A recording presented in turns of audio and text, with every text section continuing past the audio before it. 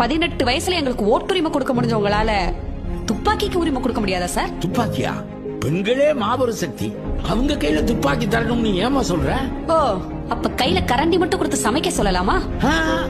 நான் அப்படி சொல்ல. படிக்கணும், பெண்கள் நிறைய படிக்கணும், பெரிய பெரிய அதிகாரத்துக்கெல்லாம் வரணும், இந்த அம்மா மாதிரி ஜட்ஜ் ஆகணும். எப்படி சார் வர முடியும்? எப்படி வர முடியும்? 9 வயசு பிஞ்சு குழந்தைய கூட விட மாட்டீங்க. ஒருத்தர் மட்டும் இல்ல, கூட்டம் கூட்டமா சேர்ந்து நாசம் பண்றீங்க. பெண்களை கடவுள்னு சொல்லுவீங்க, இருக்கிற எல்லா நதிக்கும் பெண்களோட பெயர் வைப்பீங்க. ஆனா உங்க முன்னாடி ரத்தமும் சதையுமா உயிரோட நிக்கிற ஒருத்தைய வெறும் உடம்பா மட்டும் எப்படி சார் பார்க்க முடியுது உங்களால? நித்தம் செத்து பிழைக்கிறோம் சார். இருட்டா இருக்கே, அங்க போனா 4 பேர் வருவானோ, ரோட்ல ஆள் நடமாட்டலையே, இங்க போனா 10 பேர் முளைப்பானோ, பஸ்ல 10 மணி மேல தனியா போக முடியாது சார். 5 பேர் துரத்துவானோ, கிளாஸ் ரூம்ல பாத்தியார் கை வைப்பானோ, காலேஜ்ல ஆசிட் அடிப்பானோ, அதை பண்ணுவானோ, இதை பண்ணுவானோ, நித்த யோசிச்சு எப்படி சார் படிக்க முடியும்? எப்படி வாழ முடியும் சொல்லுங்க?